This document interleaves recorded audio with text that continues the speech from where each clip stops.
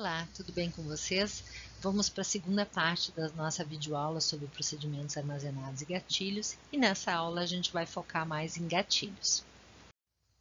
Relembrando então, um gatilho é um procedimento armazenado que é ativado pelo SGBD cada vez que um evento acontece, um evento de atualização na base de dados, ou seja, um comando insert, um comando update ou um comando delete.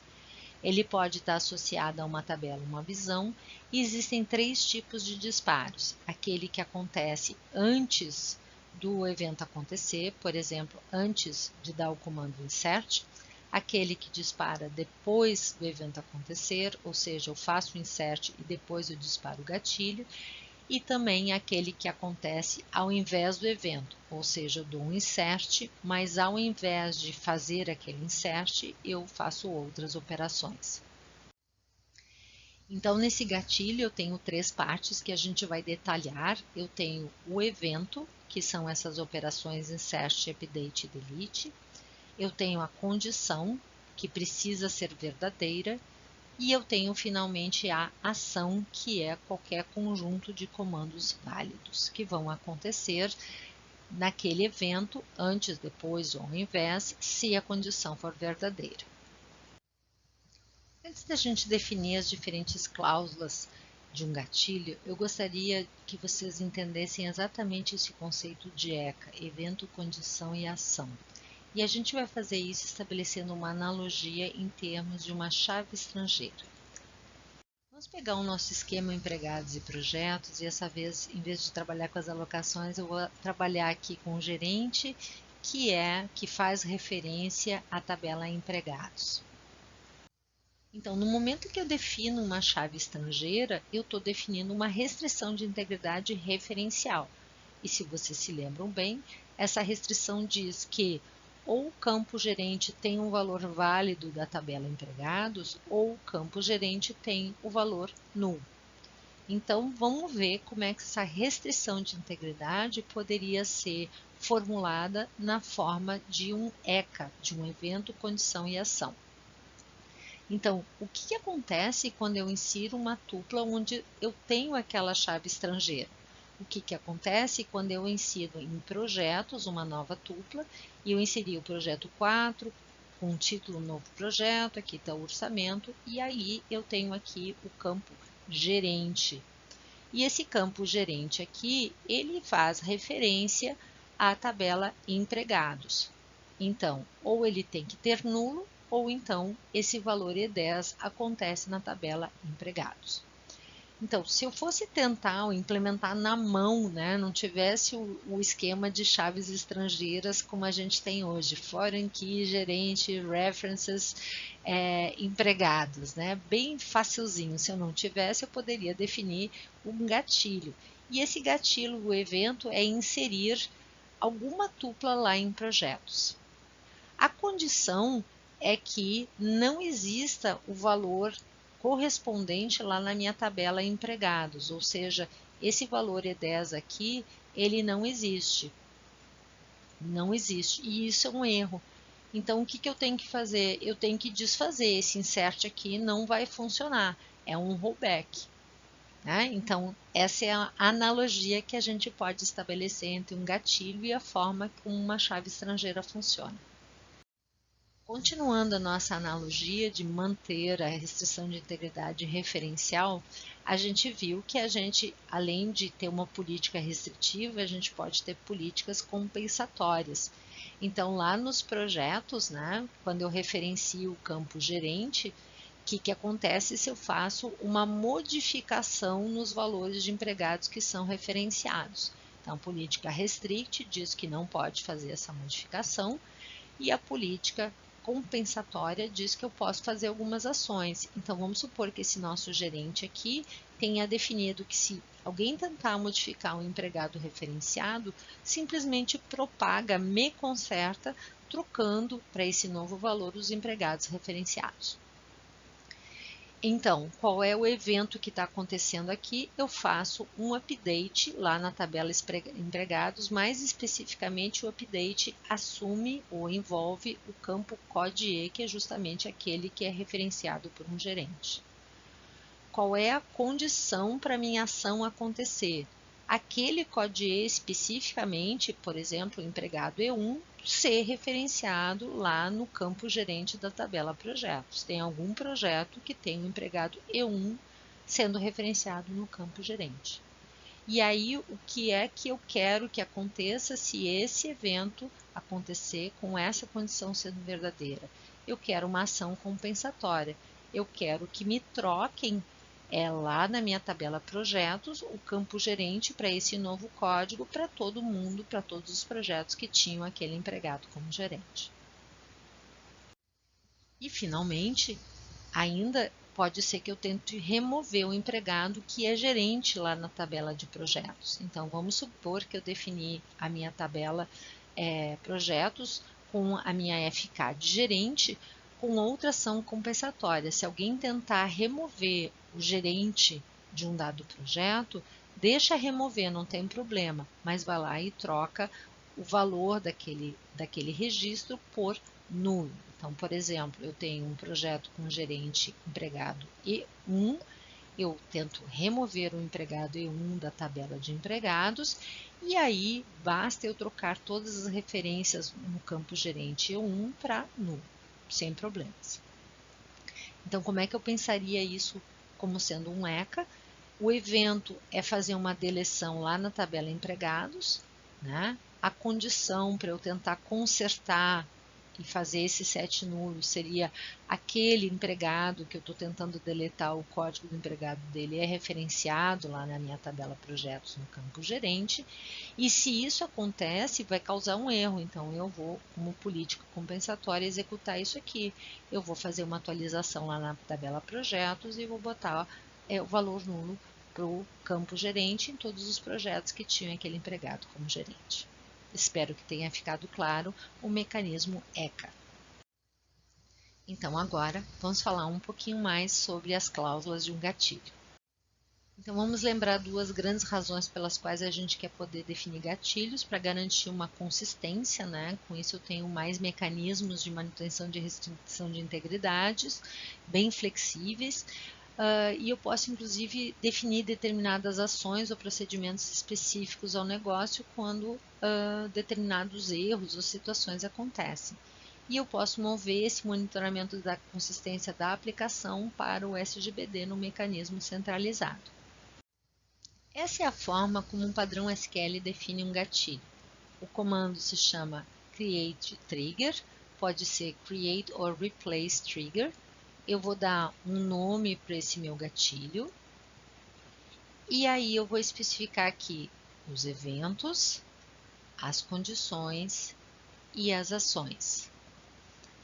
Mais especificamente ainda, eu vou dizer se esse pedacinho aqui de ação, de acordo com a condição, deve ser executado antes de fazer o evento. Por exemplo, se o evento é um insert, se eu vou fazer esse pedacinho aqui antes, e aí eu faço insert. Se ele é depois, ou seja, eu faço insert e aí eu faço esse pedacinho. Ou se eu faço ao invés de fazer o insert, eu faço aquilo que está colocado aqui.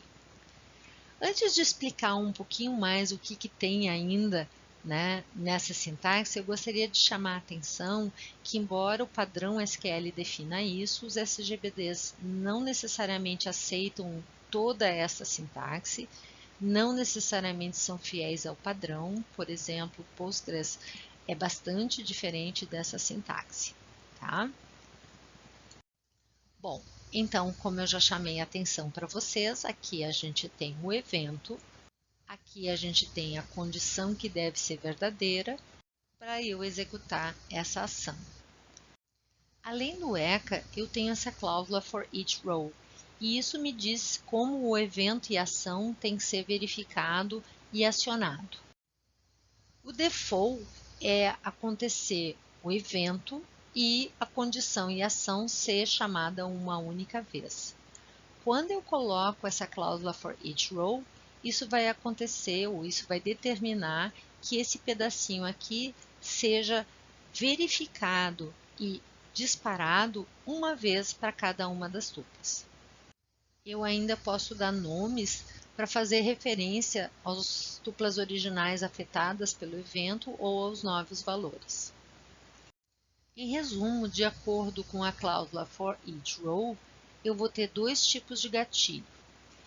O primeiro deles é chamado em nível de tupla. Isso quer dizer que a cláusula for each row está presente. E quando essa cláusula estiver presente, para cada tupla que for inserida, removida ou atualizada, para cada uma delas, eu vou verificar e disparar a ação condição.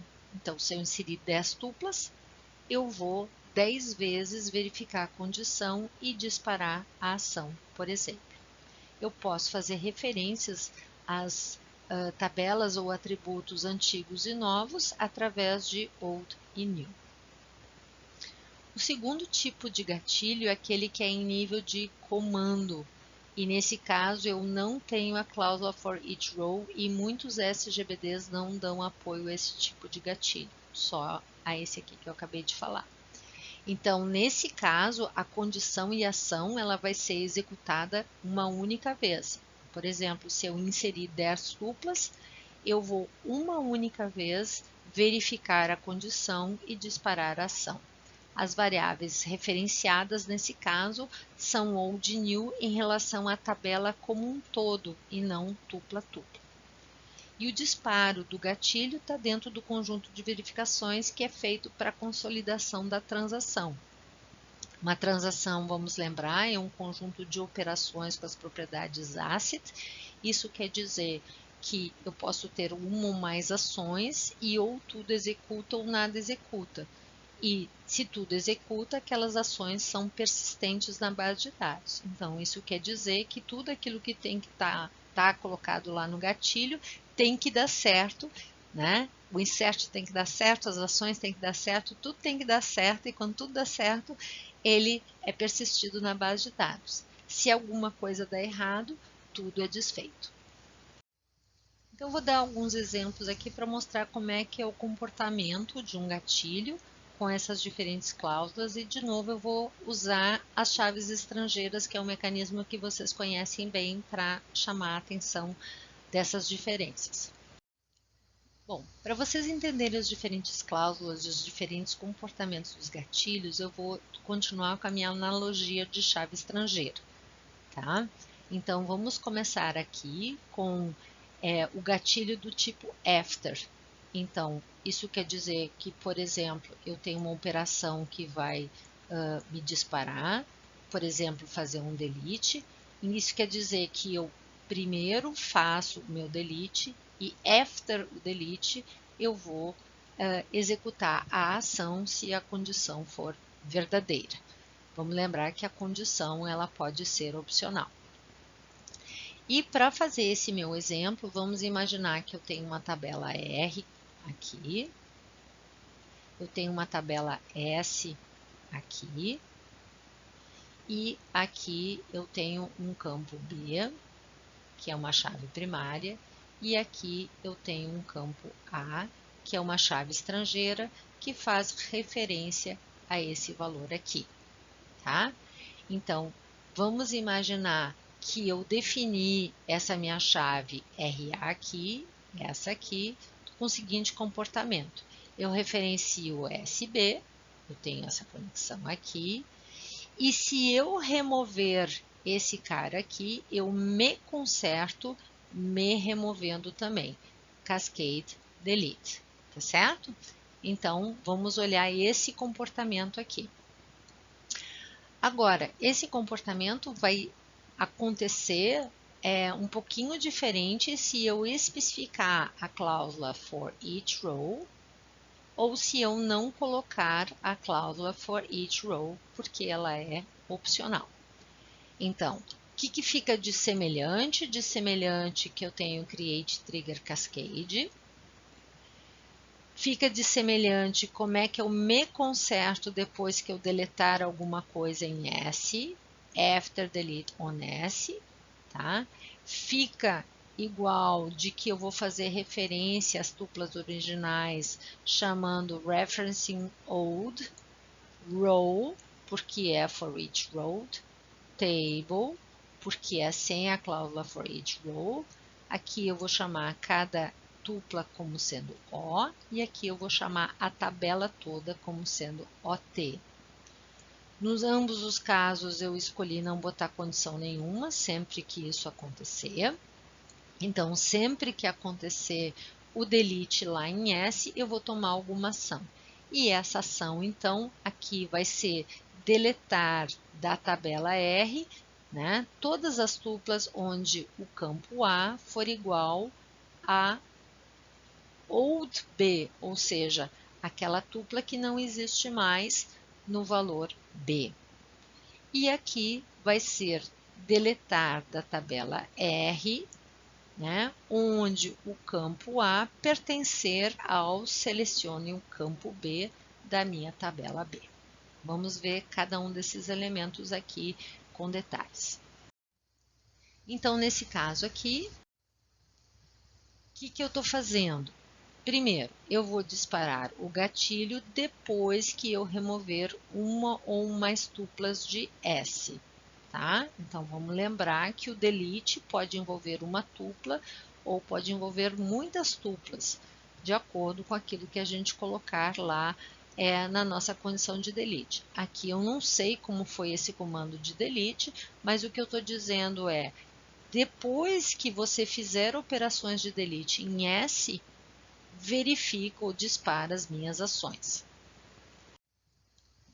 Bom, como eu coloquei a cláusula for each row, significa que para cada tupla que foi removida, eu removi 10 tuplas, para cada uma dessas 10 tuplas, executa essa ação que está colocada aqui. Eu removi uma tupla, executa uma vez, eu removi 20 tuplas, executa 20 vezes essa ação. Bom, para que eu tenha acesso e possa estabelecer condições, né, eu tenho esse esquema aqui de poder fazer referências às antigas tuplas, né? Então pega cada uma das tabelas originais aqui de S, cada uma dessas tuplas aqui antigas e chama ela de O. Então, cada vez que executar, eu estou chamando essa propriedade, alguma propriedade dessa tupla de O. Então, os atributos de cada tupla que eu removi vão ser identificados pela qualificação O ponto. Então, de tal forma que agora eu possa dizer, olha, porque eu disse for each row, eu vou executar isso aqui tantas tuplas quanto eu deletar lá em S. Vamos dizer 10 vezes. Então, para cada uma dessas tuplas aqui, agora eu vou representar por O essas minhas 10 tuplas. Então, removi a primeira, executa aqui delete from R, onde o valor do campo A seja igual a O.B. A primeira, ou seja, o campo B da primeira tupla que eu removi.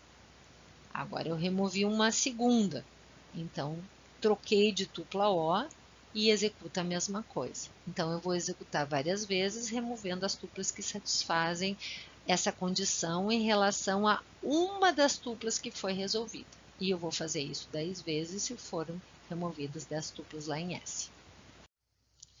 O que acontece, né, se eu não tiver esse for each row aqui? Qual é a diferença? Continua sendo after da minha ação, mas eu vou executar essa ação aqui uma única vez. Então, igualzinho, eu tenho aqui o create table, o create trigger com o cascade, que é o nome do meu trigger. Igualzinho, eu tenho a mesma condição aqui, que é o meu evento, depois que eu deletar coisas em S, mas eu tenho aqui um jeito de guardar tudo aquilo que foi afetado pela minha operação. Nesse meu caso aqui, OT vai contar todas as tuplas que foram deletadas. E o que tem de diferença? Como eu não especifiquei aqui o for each row, esse comando delete aqui vai executar uma única vez, só uma vez. Então, eu vou fazer delete, por exemplo, vai afetar 10 tuplas. Essas 10 tuplas, se eu quiser fazer alguma referência a elas, elas estão aqui nessa tabela OT. E eu vou executar, se a minha condição for verdadeira, também não especifiquei condição, eu vou executar esse comando uma única vez. Então, eu vou disparar o gatilho depois que eu remover tuplas de S, por exemplo, 10 tuplas. A ação vai executar uma única vez porque for each row não foi especificado. OT designa a tabela contendo o conjunto de todas as tuplas que foram removidas. E eu vou executar uma única vez o comando delete aqui na minha tabela R. E nesse caso, para poder funcionar do jeito que eu quero a lógica, né, eu vou fazer uma subconsulta retornando o B de todas as tuplas que eu removi e vou remover na consulta externa todas as tuplas de R onde A pertence a esse conjunto de valores. Bom, agora eu gostaria de contrastar junto aqui com vocês qual é a diferença entre after e before o evento. Então, eu continuo com a mesma situação, né? Eu tenho aqui uma tabela R, que tem um campo que é o campo A. Eu continuo tendo uma tabela S, que tem o campo B. E A faz referência a esse campo B aqui, e eu continuo querendo ter o mesmo comportamento, que é implementar na mão, né, a propagação desse delete. Cada vez que eu removo aqui, eu quero também que seja propagada a remoção aqui. Só que o que eu tinha mostrado para vocês até agora é como é que isso aqui funcionava no after, né? Então, eu ia lá, eu deletava isso aqui e eu tomava alguma ação compensatória, que era consertar o A, né? Depois dessa remoção, eu removia também as coisas lá de A. Agora, eu quero fazer uma coisa diferente. Eu quero fazer as minhas ações antes. Então, antes que eu faça essa deleção, eu quero fazer uma ação antes. E para consertar, o que eu vou fazer vai ser eliminar isso aqui antes, de tal forma que isso aqui não seja um problema e eu não preciso tomar uma ação compensatória, né? Então, é isso que eu quero contrastar aqui com vocês. Então, esse trigger aqui eu chamei de cascade, porque ele realmente faz a propagação dessas remoções em R depois que eu removi em S. E esse aqui é aquele que faz na mão a política restricted, tá? Ele, na verdade, ele primeiro elimina aqui de A tudo que poderia causar um problema, de tal forma que depois, então, quando eu for remover isso aqui, não existe mais nenhuma tupla fazendo referência a esses valores. Tá? Então, eu tenho o cascade e o correct restricted. Que outra diferença eu tenho aqui? Essa aqui faz depois do delete e essa aqui faz antes do delete. Que mais que eu tenho de diferença aqui? Bom, não tem nada a ver com after e before. Esse pedacinho aqui eu deixei exatamente igual, tá? For each row, delete from R where A igual a B. E esse aqui ficou exatamente igualzinho também. Para cada linha, né? Eu vou deletar de R onde o campo A for igual a OB, tá? Então, não tem diferença nenhuma nesse sentido. Bom, então, o que eu estou fazendo aqui nessa nova proposta? Eu estou corrigindo antes, tá? Então, antes de cada uma das remoções, eu removo as tuplas de R que violariam essa restrição referencial, tá? Como é for each row, se eu deletar 10 tuplas aqui, eu vou executar isso aqui 10 vezes, tá? Então, antes de fazer a deleção, eu vou lá e elimino de R todo mundo que seria um problema, e aí então eu faço o delete. E finalmente, a gente tem o gatilho instead of. E nesse caso, eu vou dizer, ao invés de operação na tabela, façam outras operações. E um dos principais usos é de fazer operações de atualização em visões que não são updatable.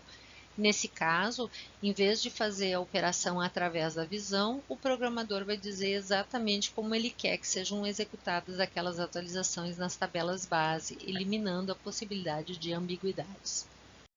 Então vamos ver um exemplo, né? Eu coloquei aqui uma tabela teste PK que tem 3 atributos que são obrigatórios: teste de, nome e sobrenome. Todos esses atributos aqui, eles são obrigatórios e têm definidos not null. E aí eu criei uma visão chamada teste PK VW, que tem o nome e o sobrenome. E se vocês se lembram bem, essa visão não é updatable, né? Porque eu tenho um campo aqui que é obrigatório e que eu não tenho um valor qualquer de default. Então, neste caso, o que aconteceria se eu tentasse inserir aqui, através da minha visão teste PKVW, os valores Maria da Silva? Ia dar um erro porque eu não tenho um valor aqui para teste D, que é o meu campo obrigatório. Então, já que essa visão aqui não é updatable, o que eu posso fazer? Eu posso definir um trigger, que aqui eu vou chamar de trigger sec, tá? Para fazer a atualização da tabela base, ou seja, a tabela teste PK, em vez de fazer o insert na visão, faz o que eu estou dizendo aqui embaixo. Então, em vez de fazer isso aqui, o evento que dispara é insert na minha visão, né? Em vez de fazer um insert em teste PK. Esse continua sendo o evento que dispara. Mas o que eu vou fazer vai ser uma ação, em vez de fazer o insert, faz outra coisa. E nesse caso, a outra coisa é fazer na mão a inserção nas tabelas base do jeito que eu quero. E qual era o problema que eu tinha que enfrentar? Estava faltando um valor aqui para esse teste D. Como é que eu resolvi? Isso aqui é um código em Oracle. As sequências em Oracle, ou seja, aqueles contadores, e a gente cria uma sequência, a gente vai pegando o próximo valor dessa sequência através de uma função nextVal. Então, quando eu inserir, para cada linha que eu inserir, eu vou fazer o seguinte: insere em teste PK, ou seja, insere aqui na tabela base da minha visão, insere o valor nextVal, o valor que tu me passaste aqui, que tu tentaste inserir, o new nome, ou seja, Maria, e o new sobrenome, ou seja, o Silva. Então, um gatilho é um mecanismo muito elegante, ele permite, então, ter toda uma lógica de negócios disparada a partir de eventos, também manter consistências. Todos os exemplos que eu mostrei aqui são implementações na mão de chaves estrangeiras, mas, obviamente, que já que chaves estrangeiras existem, elas não são implementadas por gatilhos, né? Mas a gente poderia imaginar procedimentos bem mais interessantes, como aqueles que eu mostrei lá no início da nossa videoaula, como, por exemplo, mandar um e-mail para um conjunto de clientes interessados num produto quando esse produto chega no estoque, ou então, ao inserir um produto, procurar junto aos concorrentes o preço mais barato. Então, nós temos usos bem mais reais, né? E embora ele seja muito interessante, a gente tem que usar ele com muito cuidado, tá?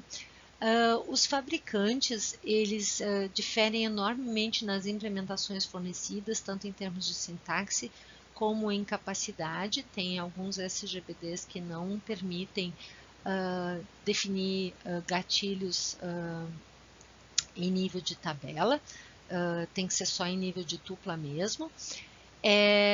E a gente tem que se lembrar o seguinte: um mesmo evento ele pode disparar múltiplos gatilhos. Então, se eu quiser definir 10 gatilhos em cima do mesmo insert em cima da tabela empregados, eu posso definir 10 gatilhos. Aí o que vai acontecer? Qual desses 10 eventos, qual desses 10 gatilhos vai disparar primeiro, né? Então eu tenho problemas de prioridade. Esse gatilho, por sua vez, cada um deles podem gerar novos eventos, que por sua vez disparam outros gatilhos, que podem gerar novos eventos. E no final das contas, pode ser que até que eu tenha alguns ciclos. Então, na década de 90, houve uma área chamada Banco de Dados Ativos. Essas questões que eu citei de múltiplos gatilhos, de problemas de prioridade, de ciclos, de disparo de gatilhos por gatilhos e assim recursivamente, eles geraram questões muito complexas de serem resolvidas, muito se avançou na área naquela época, mas hoje em dia a gente usa os gatilhos com um pouco mais de moderação. Então, para saber mais, né, tem o mesmo capítulo lá do livro do Masri Navati e tem um tutorial lá no YouTube, eu vou colocar no material complementar, da Jennifer Widom, e ela tem 2 demos do que acontece com os diferentes gatilhos usando o SQLite, né, para quem tiver mais interesse sobre o assunto, é um material bem legal de ser consultado, tá bom? Então é isso, tchau, tchau.